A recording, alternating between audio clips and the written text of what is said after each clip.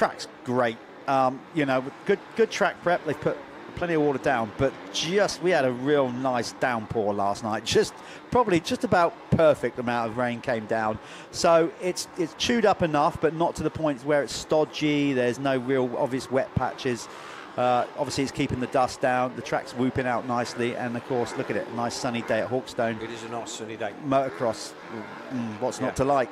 You see, my default position is that ruts are not lines. Yeah. Lines is you go inside, I'll go outside, and then you'll go outside, and I'll be back on the inside. And when you see it deep groove, which you sometimes get around here, it can get literally ruts that run from corner to corner. Again, just because of the weather conditions, or maybe the prep being a little bit over exuberant. But I think that they've got this absolutely spot on. There's no dust. No, we've got a brilliant race circuit today. Perfect. Absolutely. Oh, look at Aldridge's bike fishtailing as he got on the gas there. He either hit a rock that spun the wheel out, or there's a nasty little kicker there. But that thing definitely kicked about as he launched his way up that hill. Fastest lap of the race for Rhys Jones. He's up to 4th. So 3.7 down on our race leaders. He's passed Mira on that one. Lee Cameron is the rider that's dropped down to 6, but still a decent run for him. So the rest of them stream through. It's a packed field. These full grids then, Jeff, this is what we've come to see. Yeah, brilliant stuff. And, you know, it's looking good for next year regards to the ACU championships as well. Obviously, the Clubman championship next year and the amateur championship will be 6 rounds, sort of separate to the pro championship. Don't know where those rounds are going to be, but Colin Hambridge and his team is going to be running the amateur and youth championship next year. So we're looking forward to see where that goes. And the British youth tied into that as well. And then the main pro championship will be MX1, MX2 and a 125 class over 8 rounds. Yeah, well, looking forward to seeing how that pans out. It'd be nice to be part of it if that's the way that it goes down. But certainly what we need to be doing to keep the sport coherent and going in the right direction, certainly for the riders coming through into these classes. So there's the 104. So he's up to 3rd then. So he's demoted Fisher, I believe, halfway around that lap. So Greedy, our race leader, in shot. Then it's Aldridge. Then I think that it will be the 104 of Rhys Jones. So that will put Rhys in the lead of the MX2 category. He's 3rd in the race, but he's the lead in MX2 category. So effectively, that gives him a 1-1 scorecard. Of course, what he wants more than that, he wants to actually win the race in its entirety. So that's what he's going to now try and do, chase down Aldridge and Greedy. And to be honest, I would expect that to happen. He's not without a fight. Both of those guys in front of him are going to be tough nuts to crack. But this should be a good moto between these 3 coming up. So Greedy and Aldridge then, they are racing for position because they're both battling for the Amateur MX1 Championship. So it's Aldridge then starting to close in on the 33. The Welshman Josh Greedy. So yeah, Fisher drops to 4th, Mira 5th, Cameron 6th, Rory Jones 7th. Let's try and get a handle on where Rafe Broadley was. He's certainly onto the top half of our timing screens now, but how far up will be interesting to see. Yeah, so I'll just explain it a bit further. I mean, most of you would have seen the social media posts and all the announcements. So effectively, what he's doing here is Rhys, he is scoring points towards the MXY2 ACU British Championship that normally runs aligned with the Dirt Store MXGB Championship. So they've kind of put the 2 championships together in one race here, and then we've got the 2 categories within the amateurs. We've basically got 3 championships going on here, really, all in one race. So this is obviously doing Rhys a power of good. Same with riders like Harrison Greenoff, who are racing in that as well, because we normally have the Youth 250 and 125 riding together at Dirt Store MXGB, but because we're doing this combined effort this weekend, we've separated them because we've got the 125 class tomorrow, and the 2 championships just had to come to a compromise with this youth category. So that's where we're at with it. It's all a little bit up in the air, but it'll all come out in the wash. Broadley was in 26th, I think, last time across the line. So he's making a little bit, 24th, sorry. He's making progress, but not at a rate that's going to see him tight at the top. And as you say that, Jones has already got himself onto the back of the 67 of Scott Aldridge. Yeah.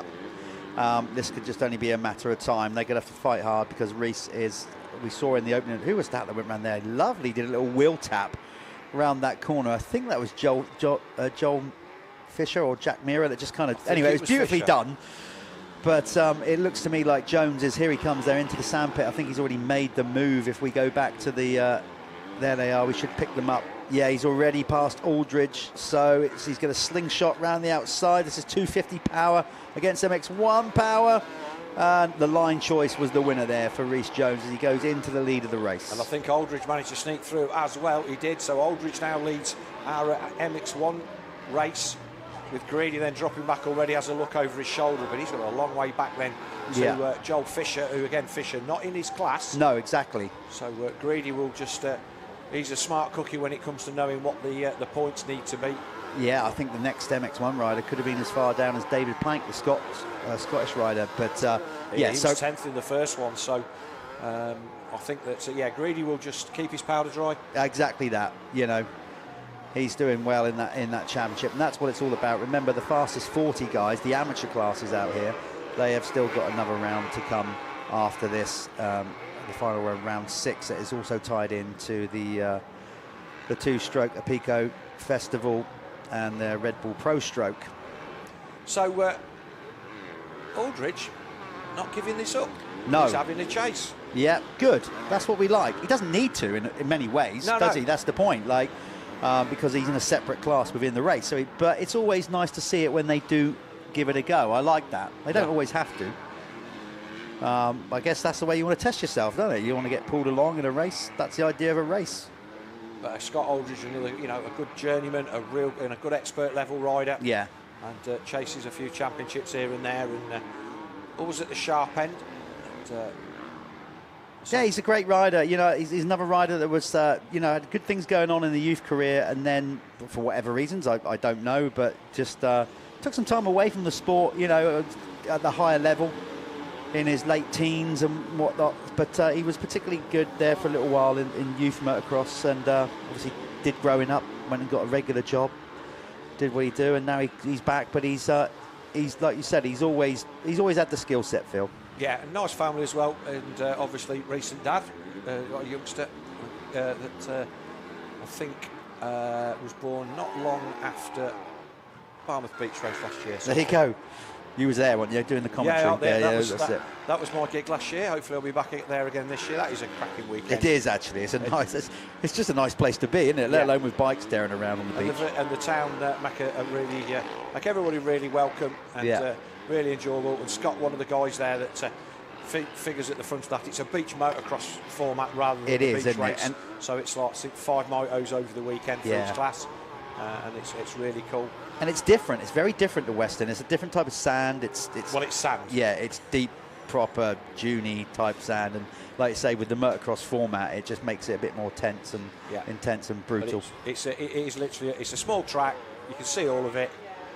It's a completely different kettle of fish to it, to what you would consider a normal beach race to be. But a great weekend. And like I say, Scott Aldridge has been at the front of that. He had a bike problem last year and didn't quite get the overall. But he's certainly going well in this one. We will have a look at the race leaders and see where we are. So Rhys Jones then from Scott Aldridge, 1.6 second. Josh Greedy now has dropped off to the tune of 6.8 seconds. Fisher is in there behind him. In fact, Fisher looks like he's going to be putting a pass on Greedy sometime soon, but Fisher on the 250. There's the 711 and the 71 of Meara. Meara makes a run round the outside. The 231 of Rory Jones in there, and the 417 of Harrison Greenhoff. So he made a better sight, Greenhoff, but he just hasn't gone forwards like he did in the last one.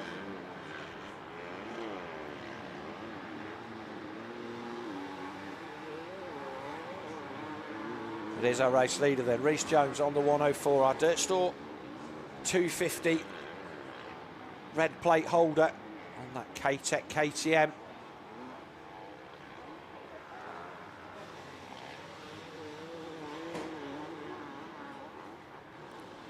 Aldridge second then, and still decent battle. So Cameron there, he's there in 8th. Charlie Hamlet again in the top 10 in 9th, and 10th place then David Plant. Again, just trying to get a sight in on Rafe Broadley on the timesheets. I'll people's not as good as they used to be. He's up to 12th, so he's just on that last lap past Jamie Ford and Brad Thornhill, although Thornhill's on his way through.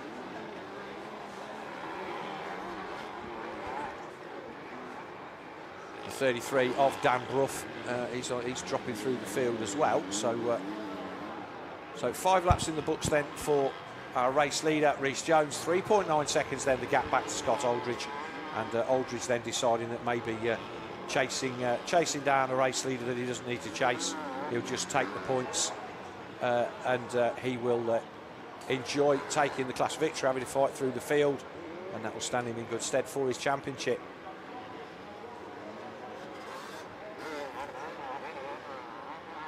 So Mira then has passed Greedy, so Mira is also a man on the move. We've seen some changes then in that lower order of the top 5.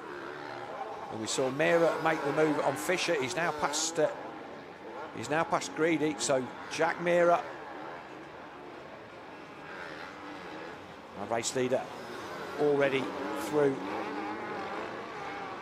the shadows. There's Aldridge in a good second. And then we'll wait for the 71 of Mira. There he was, just came into shot. He's about 20 seconds down on our race leader. Fallen rider there, Suzuki there, just tipped off. But really, really nice lines then from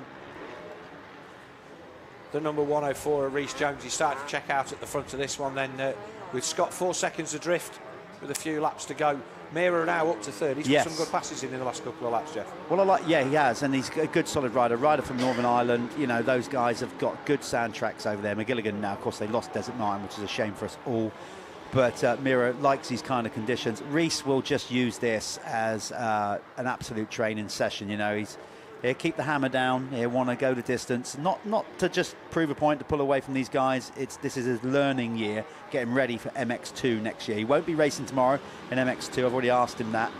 He wants to complete the series in MXY2, get the job done, win the championship, go away in the off-season, and then get prepared for his pro debut next year.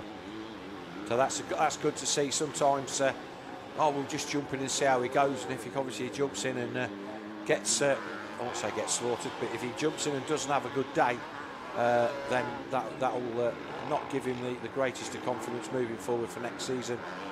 And yeah, he's learnt a lot. You know, just speaking to him and his father last night, where they were just prepping the bikes. It's yeah, you know, it's all about that learning curve, and they realise they've done EMX 125 competition. They know what EMX is all about.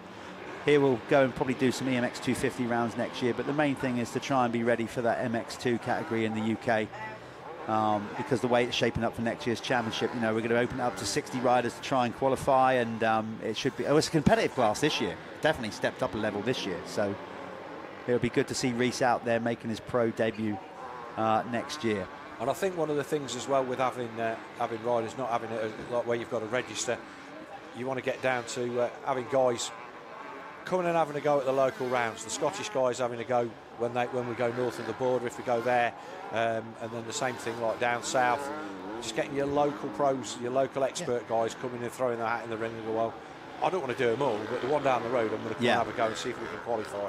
And to be fair, that was always how it used to be. Yeah, exactly. Somebody told me that Greg Hanson's going to be doing the MX1 and MX2 next year. Yeah, Iron Man in it.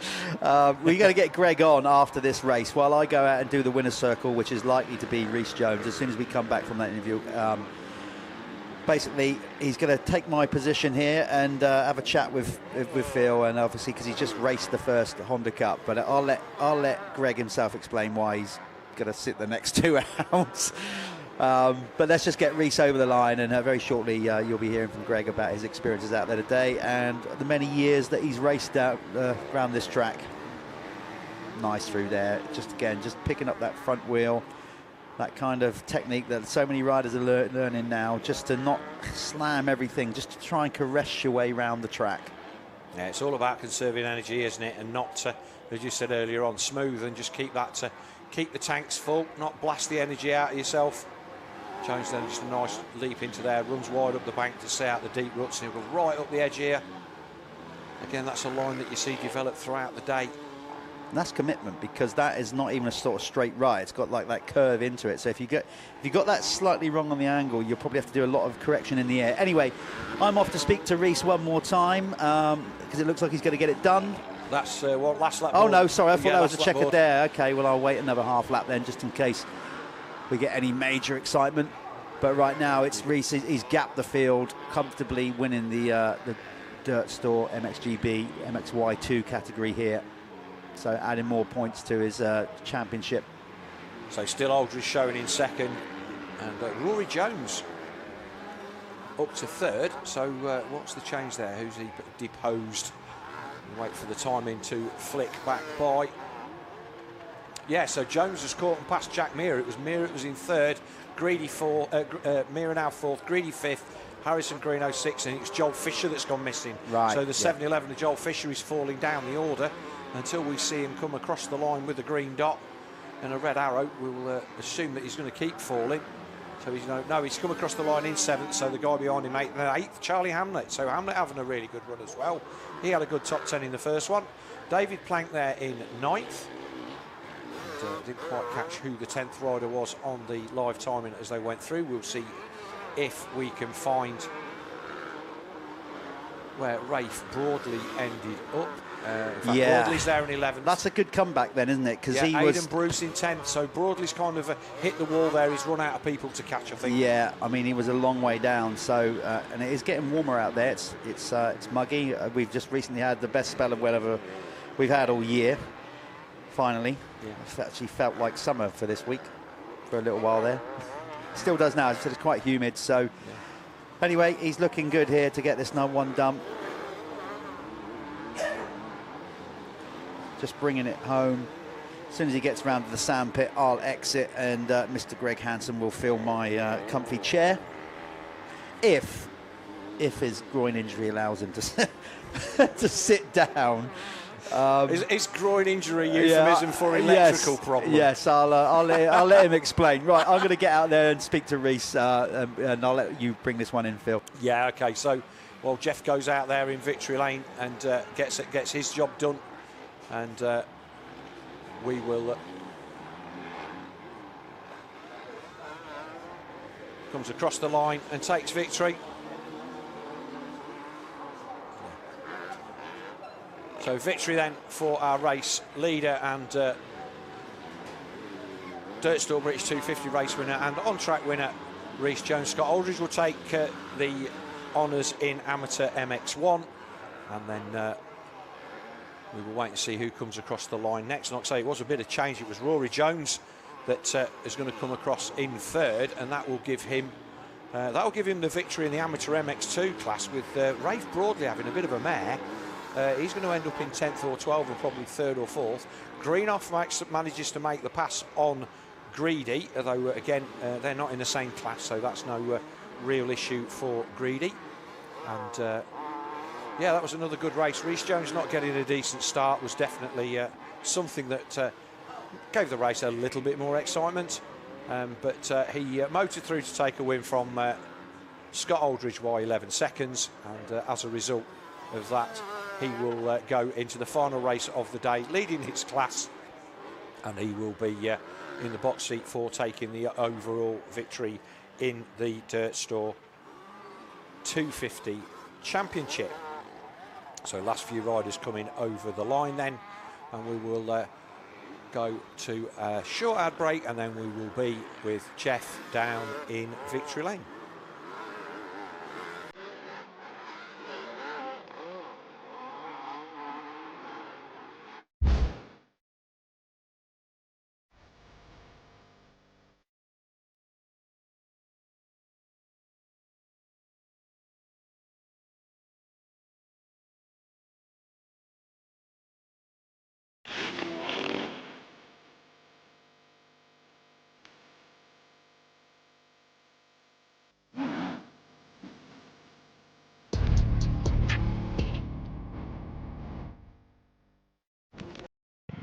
Okay, here we are back in with the amateur class, but not amateur because it's the MXGB, you know, MXY2 class. Making light work of that. We said early on in the race you was comfortably leading your class, but you wanted to press on and get the race win. So all aimed towards building and building and building towards next year. Yeah, aiming, just getting my speed as high as I can and see if I can beat these guys out here. I know they're good riders, so it feels good beating them. It must be actually pretty cool to like have that test, knowing that you got your race, your MXY2 race, but then to have these extra riders on a weekend to bigger guys that are on 450s to chase after. Yeah, it makes me push even further, because if I got into just racing against my youth class, I'd just settle I'd just stay where I was, but making me push through and get my fitness higher, it's good for the longer races, you know. Of course, racing, we never see what goes on under the lid. We only see that. Just tell us, you took a bit of a knock in that one. Explain what happened. Yeah, as I got into the lead, I come around a tight corner and the fence, the rut's right close to the fence, and he got me, and it hurt for a few laps, but the adrenaline got it off. You got big old shoulders, Reece. Yeah, you can man it out. Again, mate, while you're here, you might as well take advantage of all the people, give them a good name check for the people that help you out. Yeah, cheers to everyone that sorts my bike out, Nick, K-Tech. Cheers to my dad, Fox, Goggle Tech for my goggles, and yeah, everyone else, thank you. Go and get yourself scrubbed up, cool shower, come out and do it again and keep this championship quest going. Well done, mate. Thank you. There you go, there's Reece Jones, another solid ride for him in the amateur class and the MXY2. Hi, my name's Dave Thorpe. I run the Crendon True 7 Honda racing team. For the 2024 season, Honda UK have come up with a really good initiative. It's the CRF 250R Cup. It's an opportunity for you to enter through any official Honda UK dealership. You can sign up in there, or you can go online and register your interest in the Honda Cup. If you haven't got a new 2024 Honda, from 2021 upwards you can enter the series and have the possibility to win a brand new 2025 CRF 250R. Of course, not everybody can be a winner. There are 2 brand new 250 Hondas available. They will be selected by a panel of people that maybe look at riders, best presented, best attitude. You know, there's lots of reasons why you could win that extra bike.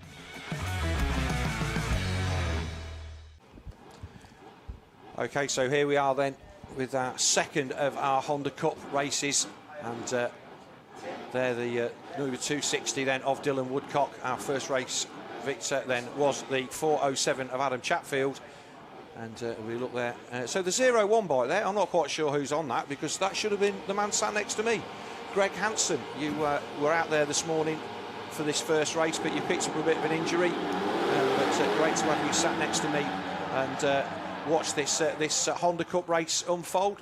How's your how are you feeling? I'm actually feeling all right. It's just in practice I pulled my groin again, which I'd done a couple of weeks ago, and thought nothing of it.